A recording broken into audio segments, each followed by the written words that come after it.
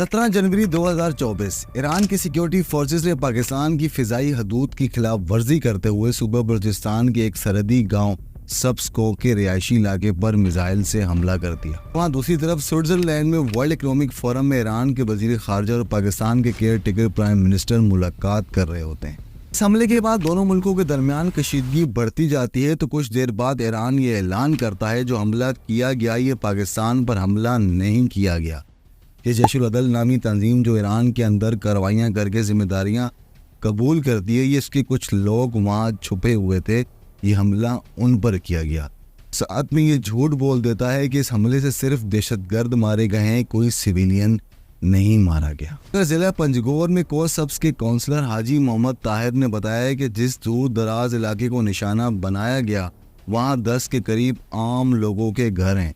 एक शेल इन 10 घरों में से मोहम्मद इदरीस के घर पर गिरा जहाँ 8 से 10 साल उम्रों के 2 बच्चों की हलाकत हुई जबकि खवातीन और बच्चे जख्मी भी हुए। हाजी मोहम्मद ताहिर के मुताबिक जिस जगह ईरानी ड्रोन हमला हुआ वहाँ दहशतगर्दों का कोई कैंप नहीं बल्कि आम लोगों के घर थे। इस इलाके को मकामी लोग को सब्स कहते हैं लेकिन सरकारी रिकॉर्ड में इसे नाम सब्स को है। इस इलाके में बलोच कबाइल से ताल्लुक़ रखने वाले अफराद आबाद हैं जो कि ज़्यादातर माल मवेशी पालते हैं। ज़िला पंजगोर की हेडक्वार्टर पंजगोर से कोस सब्स मगरब में 90 किलोमीटर के दरमियान वाक़िया है। पंजगोर बलूचिस्तान के दारुल हुकूमत कोयटा से जनूबी मगरब में अंदाज़न 550 किलोमीटर के फासले पर वाक़िया है। इस ज़िले की सरहद मगरब में ईरान से लगती है और यह बलूचिस्तान के उन 5 अजला के वस्त में वाक़िया है जिनकी सरहदें ईरान से मिलती हैं। 4 दीगर अजला जिनकी सरहदें ईरान से लगती हैं, इनमें चागी, वाश, केच और गवादर शामिल हैं। इस हमले के बाद पाकिस्तानी दफ्तर खारजा का कहना है कि ईरान की जानिब से की गई इस गैर कानूनी फ़िज़ाई हदूद की खिलाफ वर्जी के नतीजे में 2 बच्चे हलाक जबकि 3 लड़कियां ज़ख्मी हुई हैं। जब ईरान और पाकिस्तान के दरमियान की कशीदगी बढ़ रही थी तो उधर ट्विटर के ऊपर एक इसराइल के ट्विटर अकाउंट से एक ट्वीट होता है। वो ये लिखता है कि इसराइल और इंडिया के लिए बहुत खुशाइन बात है कि हमारे दुश्मन आपस में खुद ही लड़ रहे हैं। यहाँ मैं सबको एक बात बताता चलूँ कि इसराइल को ये बात बिल्कुल नहीं भूलनी चाहिए। पाकिस्तान दुनिया का वाहिद वो मुल्क है जिसने अरब इसराइल जंग के दौरान बगैर किसी नुकसान के इसराइल के 4 लड़ाका तैयारों को मार गिराया।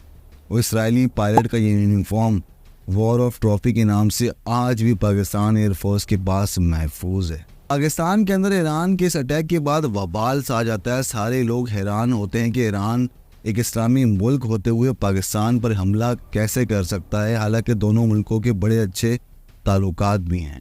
ईरान कहता है ये हमला उसने पाकिस्तान पर नहीं जैशुल अदल तंजीम पर किया। तो मैं आपको आगे चलने से पहले इस जैशुल अदल तंजीम के बारे में कुछ बताना चाहता हूँ ताकि आपको समझने में आसानी हो सके। जैशुल अदल तंजीम एक मुसल्लह अस्करियत पसंद गिरोह है जो ईरानी हुकूमत के खिलाफ है। ये तंजीम खुद को इंसाफ और मसावात की फ़ौज और सुन्नी तंजीम के तौर पर मुतारिफ कराती है। ये गिरोह खुद को ईरान के सूबे सिस्तान और बलूचिस्तान में सुन्नी हकूक़ का मुहाफ़िज़ करार देती है। सुन्नी बलोचों पर मुश्तमिल ये जैशुल अदल नामी तंजीम का क़याम सन 2009 में हुआ। और क्यों हुआ? क्योंकि ईरान की जानिब से अस्करियत पसंद गिरोह जंदुल्ला के सरबराह अब्दुल मालिक रेगी को मुल्क व कौम के ख़िलाफ़ काम करने के जुर्म में गिरफ़्तार करके फांसी दे दी गई।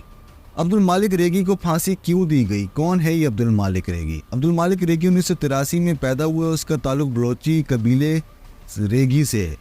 उन्होंने किसी स्कूल में बाकायदा तौर पर तालीम हासिल नहीं की लेकिन सुन्नी मसलक से ताल्लुक़ रखने वाले दीनी मदरसे से ज़रूर पढ़ा है। अब्दुल मालिक रेगी के बारे में ईरानी हुकूमत का कहना है कि वो ईरानी हुकूमत को मुतअद्दिद मुकदमात में मतलूब थे। ईरान के सरहदी इलाकों में तशद्दुद के बेशतर वाक़ियात के बारे में ईरानी हुकूमत का कहना है कि इन वाक़ियात में अब्दुल मालिक रेगी मुलव्विस थे। कलअदम तंजीम जंदुल्ला के क़याम से पहले अब्दुल मालिक रेगी को एक कातलाना हमले के इल्ज़ाम में गिरफ़्तार किया था और वो सज़ा भुगतने के बाद रिहा हुए थे। जंदुल्ला तंजीम के बारे में ये कहा जाता है कि ये तंजीम ईरान में सुन्नी मुसलमानों के हकूक़ के लिए जद्दोजहद कर रही है। ऐसी इतलात भी मौसूल हुई हैं कि इस तंजीम ने कुछ अरसे से बलोच कौम परस्ती के हवाले से भी आवाज़ उठाई है और बलोचों की हालत राज पर अफसोस का इजहार किया है। उन्होंने इस नई तंजीम का नाम people's resistance movement of Iran रखा था। अब्दुल मालिक रेगी के बारे में इसके करीबी साथी वो कहना है कि वो रात को कहीं क़याम नहीं करते थे और वो कभी भी दस्ताने पहने बगैर किसी से हाथ नहीं मिलाते थे। عبدالمالک ریگی کو ایران کے صوبہ سیستان بلوچستان میں بم دھماکے کرنے، ایرانی سیکیورٹی فورسز کو نشانہ بنانے اور برطانیہ اور امریکہ کے ایجنٹ ہونے کے الزامات کے تحت پھانسی دی گئی تھی۔ عبدالمالک ریگی کی گرفتاری کے بعد ایران میں تعینات اس وقت کے پاکستانی سفارتکار محمد عباسی نے کہا تھا کہ ایران کو انتہائی مطلوب عسکریت پسند جنداللہ کے سابق سربراہ عبدالمالک ریگی کی گرفتاری میں پاکستان نے اہم کردار ادا کیا تھا۔ ریگی کو اس وقت گرفتار کیا تھا جب وہ دبئی سے غرقستان جانے کی کوشش کر رہے تھے۔ جیش العدل نامی شدت پسند تنظیم، جس کا ماضی کا نام جنداللہ ہے، سن 2005 میں اس وقت کے صدر احمد نژاد پر حملہ سمیت ایران میں متعدد دھماکوں اور حملوں میں ملوث رہی ہے۔ اس تنظیم کی جانب سے یہ کارروائیاں زیادہ تر بلوچستان کے سرحدی صوبے چارباغ اور زائدان میں کی گئی۔ سن 2012 میں جنداللہ نے اپنا نام تبدیل کر کے جیش العدل رکھا تھا۔ گزشتہ برسوں کے درمیان اس گروہ نے ایران کی فوج اور سیکیورٹی فورسز کے ساتھ مسلح اور خون ریزہ جھڑپیں بھی کی ہیں۔ جنوبی مشرق ایران کے سرحدی علاقوں میں کئی مسلح حملے کی ذمہ داری قبول بھی کی ہے۔ ایران کی حکومت جیش العدل کو دہشت گرد گروہ اور سعودی عرب کا ساتھی اور امریکہ کی خفیہ ایجنسیوں کا ساتھی سمجھتی ہے، اور اسی لیے اس کو جیش العدل نہیں جیش الظلم کہتی ہے۔ سن 2002 میں جنداللہ کے قیام کے بعد اس تنظیم نے 12 ایران میں مہلک حملوں کی ذمہ داری قبول کی ہے۔ ان میں سے ایک سب سے خون ریزہ واقعہ سن 2008 کے انتخابات الیکشنز کے موقع پر زائدان میں شیعہ مساجد میں بم بلاسٹ، جس میں 25 افراد ہلاک اور 120 سے زائد افراد زخمی ہوئے تھے۔ اس حملے کی ذمہ داری بھی جنداللہ نے قبول کی تھی۔ عبدالرؤف ریگی جنداللہ گروپ کے بانی سربراہ عبدالمالک ریگی کے بھائی نے 2013 میں جیش العدل گروپ سے علیحدگی اختیار کر لی تھی۔ جیش النصر کی شکل میں ایرانی حکومت کے خلاف اپنی مسلح سرگرمیوں کا آغاز کر دیا، یعنی کہ ان کے بھائی نے جیش النصر گروپ بنا لیا۔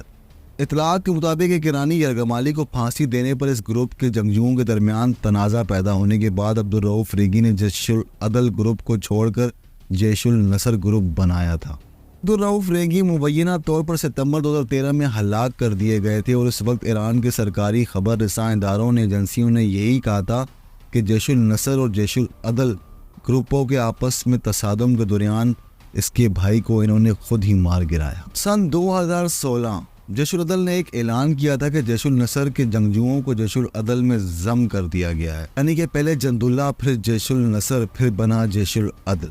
اب اس گروپ کا نام جیش العدل ہے۔